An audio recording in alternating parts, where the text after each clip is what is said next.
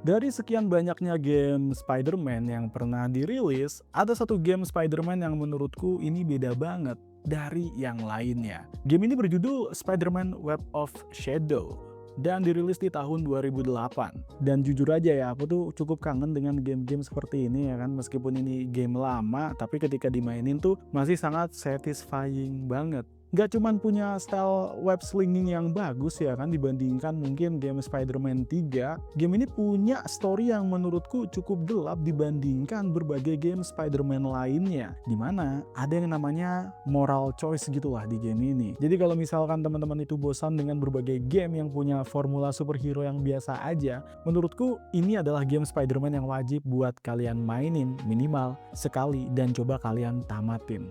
Dan langsung aja kita masuk ke isi pembahasannya.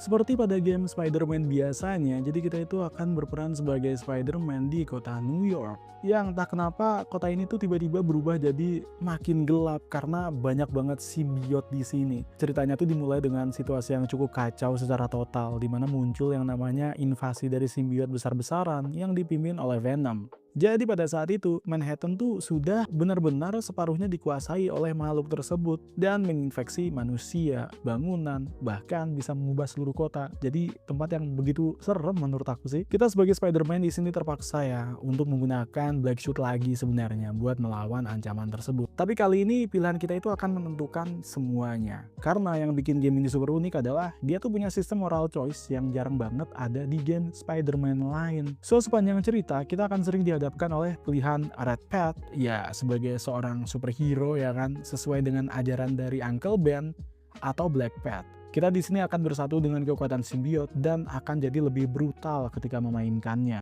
Gak cuman itu, ada semacam reputation bar juga yang bakal berubah warna. Merah artinya kita akan jadi hero yang disukai warga. Hitam artinya ya orang takut sama kita, bahkan bisa lari ketakutan ketika kita itu lewat. Dan efeknya itu cukup besar. Kota New York itu bisa berubah visualnya tergantung pilihan kita. Dari yang masih normal, gelap, sampai dengan chaos. Kita juga bisa nge-summon ally ya kan di tengah pertarungan ya. Kalau misal reputasi kita bagus tuh, kita bisa nge-summon hero kayak Luke Cage, Moon Knight, Wolverine, atau bahkan Black Widow. Tapi kalau kita itu condong ke sisi gelap, yang datang malah villain kayak Vulture, Rhino, Electro, bahkan Black Cat yang sudah terinfeksi. Dan jujur aja, inilah yang bikin game ini tuh makin sering dimainin, makin satisfying.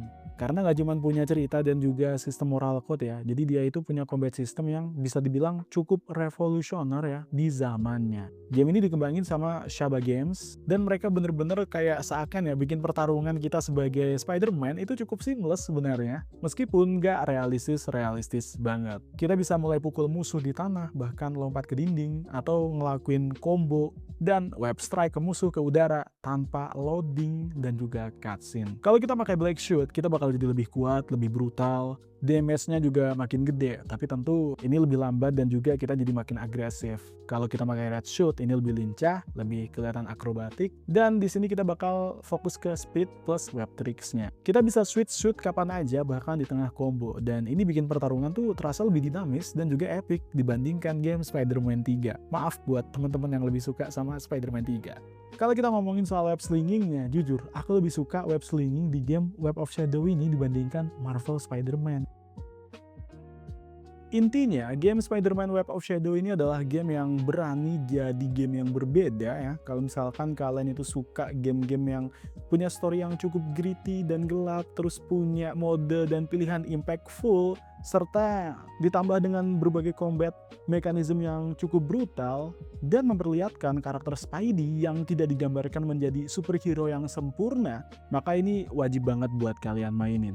Aku sendiri mainin game ini jujur teman-teman di emulator, dan ketika aku cari di Steam itu udah nggak ada karena yang megang dulu adalah Activision, dan Activision udah nggak megang lisensi dari game Spider-Man lagi sayangnya. Tapi tentu kalau kalian pengen coba langsung game ini di konsol, aku udah taruh di kolom link di deskripsi di bawah buat kalian klik dan kalian cek.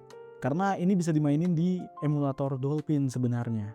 Tapi gimana menurut kalian? Kalian pernah namatin game Spider-Man Web of Shadow ini apa belum? Kalau udah, coba deh kalian tulis di komentar, dan menurut kalian ending mana yang terbaik dari game satu ini. Terima kasih udah nonton, dan sampai jumpa lagi di video berikutnya.